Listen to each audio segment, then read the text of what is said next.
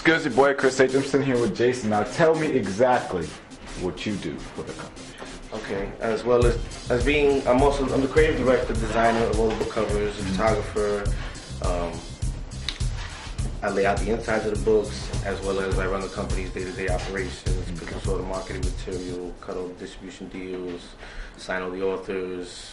That's a lot. Go over the contract. Well, this whole thing is just me and Anthony right now, you know. So it's it's a lot to do. I mean, we lean on all our writers and everything to write articles for the magazines and people to contribute and donate stuff. But really, it's just a two-man team trying to keep everything together right now. So we have to have a lot of jobs. We gotta wear a lot of hats, otherwise we're not gonna get anything done. So you design these covers. Mm-hmm. What's the process you have to go through when you design that cover? What do you do to focus and to figure out what matches up with which book? Well, I talk to the author and I get a deep idea of what they're trying to convey in that story, and what in that story can be used as an iconic visual for the book cover. Like in Woman's Cry, it's a desperation between the girl. She's crying. I use the tear, like crave all, lose all. It's obviously a power pick image of a dude, and then the woman, it's kind of dark. Mm-hmm. It feels like a Godfather kind of feel.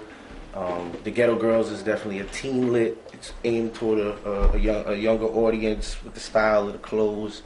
A lot of the covers nowadays is just what the cover is has nothing to do with what's going on inside the book. It's just like a cover. Club flyer. Right. Most of them look like club flyer. These are some of the covers you've designed. This was what Ghetto Girls was originally. It was Ghetto Falsehoods. This was the original cover. This came out in like 96. When did this come out?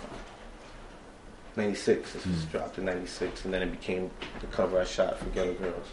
And I'm looking at what I wanted to draw from it is the fact that all these covers there's more of a taste to them.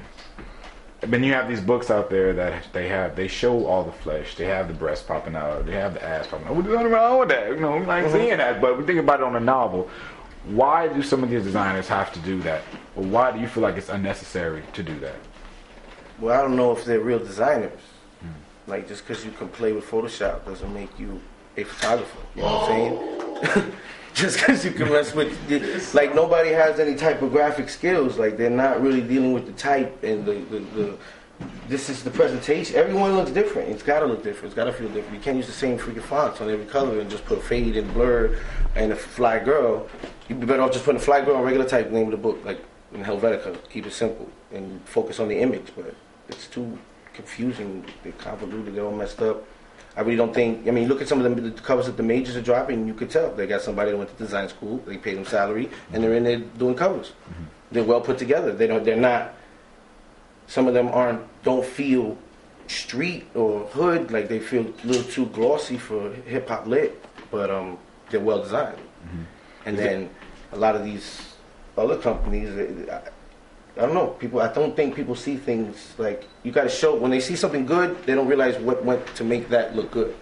The duplicate looks. It's a pretty girl, so it's got to be a dope cover. Like, but there's a science behind it. There's a science behind what the breeder is going to get off of it when they pick it up. You don't have to show so much skin without, and you can still convey that there's some sex going on there, something sexual. And that's my take on it. Is there any book covers that maybe you think of offhand that you feel that just show too much, or something that just kind of is a little extreme in that area of how it, just portraying the sex and the uncreativity? Well, honestly, I don't look at any of the other covers. I never looked at any of the covers to make the covers that I make now. They just so I don't go and research, except when we're doing the SLR. I kind of try to keep the best looking, organized covers in the street bangers. Like we want to uplift the genre and not keep. Right. So you won't put it. So no, we will put it in. If it's a good book, we'll put it in. But like, I would like to stay away. It's probably not gonna be a good book. It's a fucked up cover. So.